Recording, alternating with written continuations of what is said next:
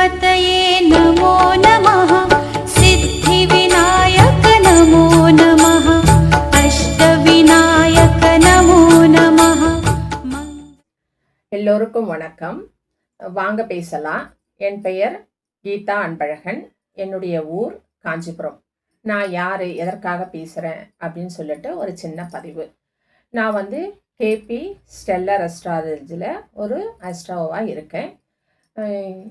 இந்த இடத்துக்கு ஜோதிடத்தை பற்றி பேசுகிறதுக்காக இந்த யூடியூப் சேனலை நான் ஆரம்பிச்சிருக்கேன். ஜோதிடம் நான் எப்படி கற்றுக்கினேன் அப்படின்னா, எனக்கு ஜோதிடத்தை பற்றி ஒன்றும் தெரியாது. எங்கள் வீட்டில் யாருமே ஜோதிடர் கிடையாது. அதாவது என்னுடைய அப்பாவாக இருக்கட்டும், தாத்தாவாக இருக்கட்டும், அந்த மாதிரி ஒரு சொல்லுவாங்க இல்லையா, பரம்பரை ஜோதிடர் அப்படின்னு. அந்த மாதிரிலாம் நான் கிடையாது. பரம்பரை ஜோதிடர்லாம் நான் இல்லை. நான் சாதாரணமாக ஸ்கூல் டீச்சராக ஒர்க் பண்ணிகிட்டு இருந்தேன். எங்கள் வீட்டுக்கார் எல்என்டியில் டிஜிஎம்மாக போஸ்டிங்கில் ஒர்க் பண்ணார். இப்போது அவருக்கு அதுக்காக அடிக்கடி அவருக்கு நிறைய நாள் ட்ரான்ஸ்ஃபர் வந்துடும். வெளிநாடு, வெளியூர், வெளி மாநிலம், அந்த மாதிரி 1 வருஷம் 2 வருஷம் அந்த ஜாபுக்கு ஏற்ற மாதிரி அவர் கிளம்பி போயிடுவார். எனக்கு ஒரே ஒரு பையன், நானும் என் மகனும் மட்டும்தான் இருந்தோம். இப்போ நாங்கள் தனியாக இருக்கும் பொழுது அவர் சீக்கிரம் வரணும், ட்ரான்ஸ்ஃபர் கிடைக்கணும், பத்திரமா இருக்கணும் அப்படின்ற ஒரு எண்ணத்தில் நான் என்ன செய்வேன், அடிக்கடி ஜோதிடம் பார்ப்பேன். பக்கத்தில் எங்கள் ஊரில் ஒரு பிராமணர், அவர் சங்கு சுப்பிரமணியம் சொல்லிட்டு அவர்கிட்ட தான் போயிட்டு நான் ஜோதிடம் பார்ப்பேன். ஒவ்வொரு குரு பயிற்சி வரும்போதும், ராகு கேது பயிற்சி வரும்போதும் அந்த மாதிரிலாம் போயிட்டு நான் போய் கேட்பேன். இப்போ நேரம் மாறிடுச்சா, கோச்சாரத்தில் பலன் மாறிடுச்சா, இப்போ ட்ரான்ஸ்ஃபர் வந்துடுமா, இல்லை கிட்ட ட்ரான்ஸ்ஃபர் வந்துடுமா, என் குழந்தைக்கு எப்படி இருக்குது, அப்படிலாம் நான் கேட்டுட்டு இருந்தேன். இப்போது ஒரு 29 வருஷத்துக்கு முன்னே, 29 30 வருஷம் அந்த மாதிரி, எனக்கு திருமணமாகியே 30 ஆண்டுகள் ஆகுது. அந்த மாதிரி கேட்பேன். அப்படி கேட்டுட்டு அடிக்கடி போய் கேட்குறதும் இதே மாதிரி நான் பண்ணும்போது, அந்த ஐயர், அதாவது குருன்னு சொல்லலாம், அவர் என்ன சொன்னார், இம்மா நீ எப்போ பாரு இந்த ஜோதிடம் கேட்டுன்னே இருக்க, நீயே பார்த்து தெரிஞ்சா உன்னுடைய பலனை நீயே பார்த்துக்கலாம் இல்லையா அப்படின்னு சொல்லிட்டு, எப்போ பாரு கொஸ்டின் கேட்குற, ஃபோன் கேட்குற. அப்போல்லாம் ஃபோன் வசதி கூட அவ்வளோ கிடையாது, லேண்ட்லைன் தான். செல்ஃபோன்லாம் இப்போ நம்ம கையில் இருக்கிற மாதிரி அப்போ கிடையாது. அதனால் அவர் எனக்கு கேட்டார். கம்யூனிகேஷனும் நமக்கு அவ்வளோவா கிடையாது, நம்ம போய் கேட்டால் தான். அப்பத்தி காலம் நான் சொல்கிறது ஒரு 25 வருஷத்துக்கு முன்னாடி நான் சொல்கிறேன். அந்த மாதிரி இருந்தது. இப்போ வீட்டுக்கு 10 ஃபோன்னு, ஆளுக்கு 2 ஃபோன் 3 ஃபோன், அந்த மாதிரிலாம் நம்ம ஆண்ட்ராய்டு செல்ஃபோன் எல்லாம் வச்சுருக்கோம். அந்த காலத்தில் அந்த மாதிரி கிடையாது. அதனால் நீங்கள் கற்றுக்கம்மா அப்படின்னு சொன்னார். சரின்னு சொல்லிட்டு நானும் இதை கேட்டு கேட்டு எனக்கு இந்த கிரகங்கள் மேலேயும் ஒரு ஈடுபாடு வந்தது. சரி கேட்கலாம், கற்றுக்கலாம் அப்படின்னு சொல்லிட்டு போனேன். அவர் ஒரு புக்கு எனக்கு கொடுத்தாரு. அந்த புத்தகத்தை வாங்கி படிக்க ஆரம்பித்தேன். அதுக்கப்புறம் தான் பாரம்பரியம் தான் அவர்.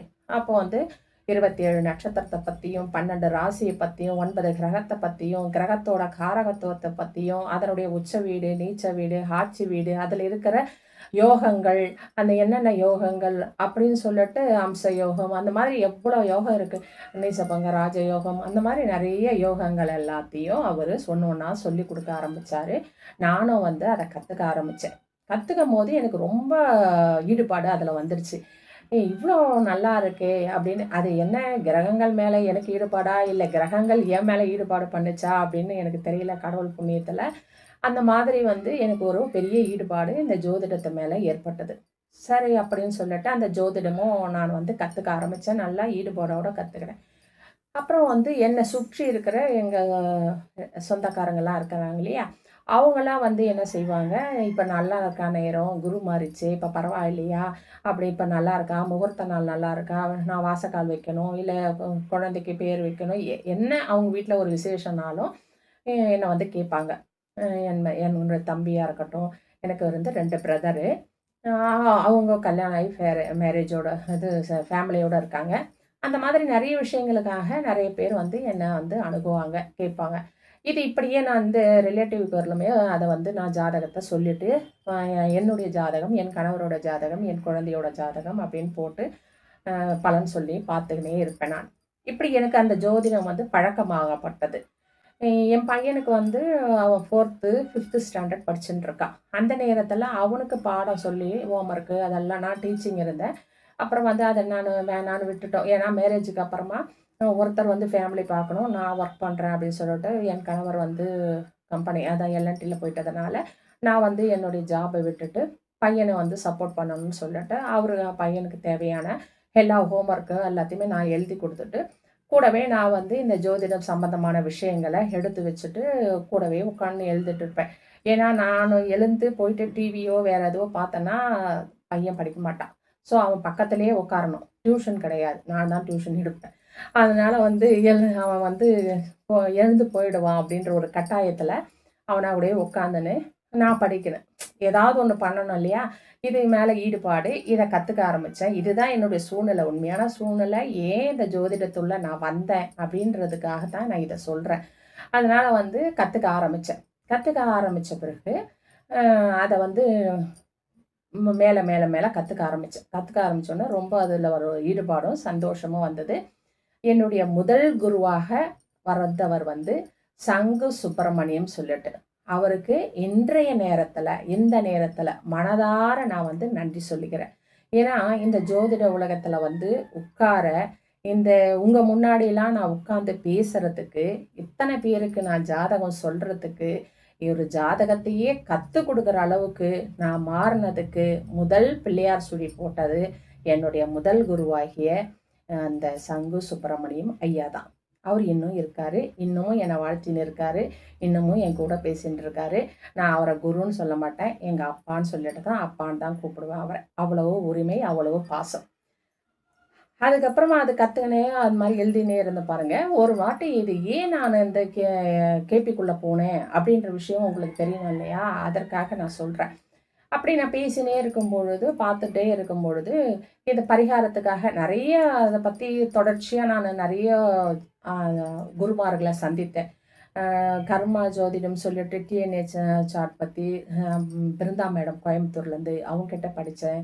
அதுக்கப்புறம் வந்து இந்த பரிகார வகுப்பு அப்படின்னு சொல்லிட்டு நம்ம ஜோதிடலிங்கம் அவினாசி ஐயா அவர்களிடம் படித்தேன்.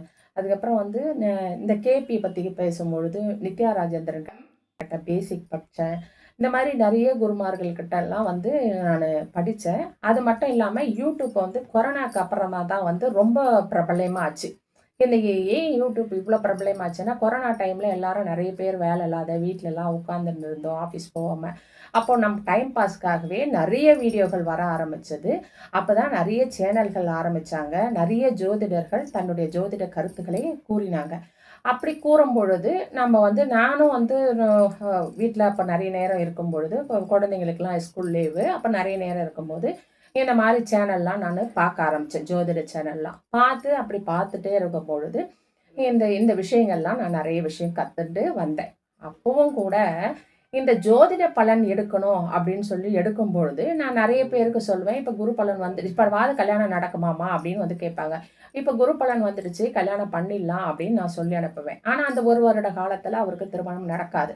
அதுக்கப்புறம் குரு பலன் போன பிறகு திரும்பவும் வருவா, குரு பலனே போயிடுச்சம்மா, இப்போவும் கல்யாணம் ஆகலையே அப்படின்னு சொன்னால் திரும்ப அதுக்கடுத்து 1 வருஷம் கழிச்சு தான் இன்னொரு குரு பலன் வரும். அப்போ வந்து சொல்லுவேன், இப்படி ஒரு ஜாதகருக்கு என்னுடைய சொந்தத்திலேயே ஒரு ஜாதகருக்கு திருமணம் ஆகவே இல்லை.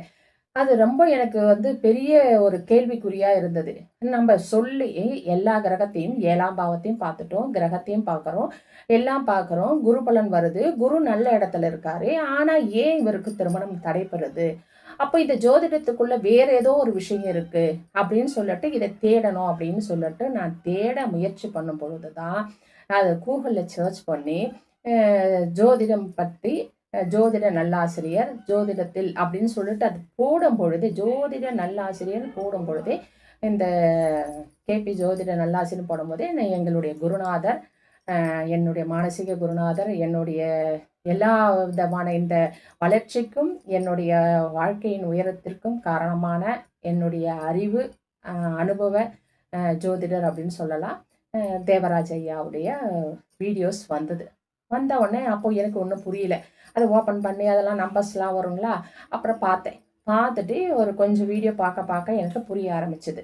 அதை பார்த்துட்டு அதுக்கப்புறமா வந்து நான் அவருக்கு ஃபோன் பண்ணேன். ஃபோன் பண்ண உடனே அவர் என்ன சொன்னார், இந்த மாதிரி என்னுடைய புக்கு அனுப்புகிறேன். அதாவது என்னுடைய புக்கு அப்படின்னும்போது இது இருக்கு பாருங்க, இந்த மாதிரி ஒரு புக்கு, தசாபுத்தியும் கொடுப்பனையும் தசாபுத்தியும் அப்படின்னு. இந்த புக்கு இது மாதிரி நிறைய புக்கு நான் போயிட்டு கிளாஸ் முடிச்சுட்டு ஒரு 15-20 புக்கு வாங்கிட்டேன். ஆனால் ஃபஸ்ட்டு அனுப்புனது இந்த புக்கு, ஒரு 3 புக்கு அனுப்புவார். அந்த புக்கை வாங்கினேன். வாங்கி முதல்ல படிக்கணும்னார். அது வாங்கி படித்தேன். நீங்கள் படிச்சீங்கன்னா தான் என் கிளாஸ்லேயே சேர்ப்பேன் அப்படின்னு சொல்லிட்டார். அவர் வந்து அவ்வளோ வந்து ஜோதிடத்து மேலே அவ்வளோ ஆர்வம் அவருக்கு. கரெக்டான இடத்துல கரெக்டானவங்களுக்கு போய் சேரணும், விளையாட்டுத்தனமாக யாரும் வந்து இதை பயன்படுத்தக்கூடாது அப்படின்றதுல ஒரு முழு ஈடுபாடு. அதனால் இதை வந்து படிக்கணும் அப்படின்னு சொன்னார். ஸோ இதை வாங்கி நான் படித்தேன். இதை படித்து முடித்த உடனே கிளாஸுக்கு போட்டார். அவர் 2 மாதத்துக்கு ஒரு டைம் வந்து கிளாஸ் போடுவார். வந்து கற்றுக்கங்க அப்படின்னு சொல்லிட்டு அருமையாக வந்து சொல்கிற மாதிரி இருக்கும் அந்த வகுப்பு. நான் அதுக்கப்புறம் நான் அப்பாயின்மெண்ட் வாங்கி அவர் கிளாஸில் போயிட்டு ஜாயின் பண்ணேன். ஜாயின் பண்ணி 3 நாள் கிளாஸு அது படித்தேன். இந்த 3 நாளில் அவ்வளோ பெரிய மாற்றங்கள், எவ்வளோ அதிசயம் அப்படின்னு சொல்லிட்டு அதை படிக்கிறவங்களுக்கும் அதை அனுபவிச்சவங்களுக்கு தான் தெரியும். சாதாரணவங்களாலலாம் வந்து அதை யூகிக்க முடியாது. அவ்வளவு அருமையான கருத்துக்கள் நிறைந்தது. ஜோதிட பலனை எப்படி எடுக்கிறது, எவ்வளவு சுலபமாக எடுக்கிறது, துல்லியமாக எடுக்கிறது அப்படின்னு சொல்லிட்டு அவ்வளவு விஷயத்தையும் எனக்கு சொல்லி கொடுத்தார். எந்தெந்த குருக்கள் என்னோடு பயணம் செய்தார்கள், நான் எப்படி இப்படி வளர்ந்தேன் அப்படின்றத அடுத்த பதிவில் நான் பதிவிடுகிறேன். சரிங்களா? நன்றி, வணக்கம். இந்த சேனலை நீங்கள் சப்ஸ்கிரைப் பண்ணி பக்கத்தில் இருக்க பெல் பட்டன் அழுத்தி வச்சுக்கோங்க. நான் போடுற ஒவ்வொரு பதிவும் உங்களுக்கு உடனுக்குடன் நோட்டிஃபிகேஷனாக வரும். வணக்கம்.